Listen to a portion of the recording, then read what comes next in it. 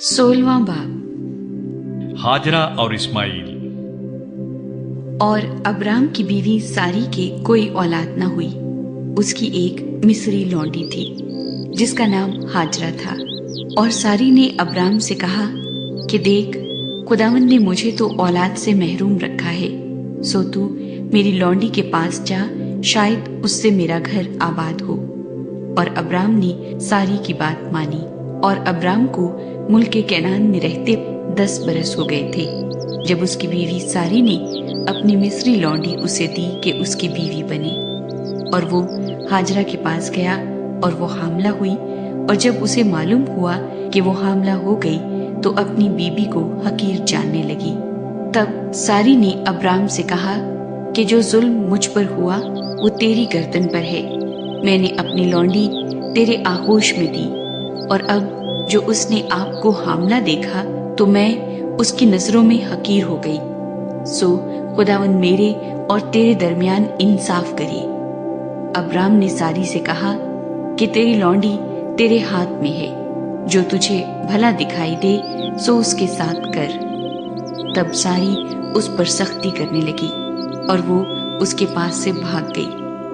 और वो खुदावंद के फरिश्ते को बियाबान में पानी के एक चश्मे के पास मिली। ये वही चश्मा है जो शोर की राह पर है। और उसने कहा, ऐ सारी की लौंडी हाजरा, तू कहाँ से आई और किधर जाती है? उसने कहा कि मैं अपनी बीबी सारी के पास से भाग आई हूँ।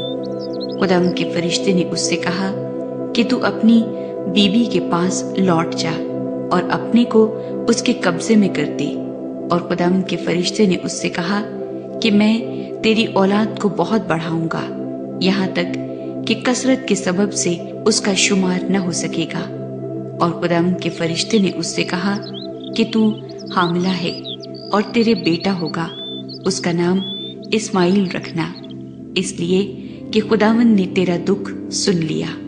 वो गोरखर की तरह आजाद मर्द होगा, उसका हाथ सबके खिलाफ और सबके हाथ उसके खिलाफ होंगे, और वो अपने सब भाइयों के सामने बसा रहेगा।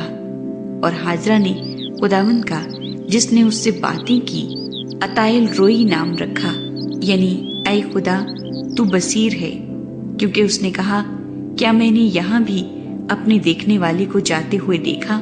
इसी सबब से उस कुएं का नाम बीर लही रोई पड़ गया। वो कादेस और बरिद के दरमियान है।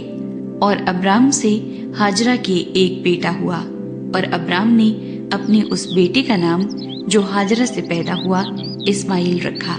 और जब अब्राम से हाजरा के इस्माइल पैदा हुआ तब अब्राम 86 बरस का था।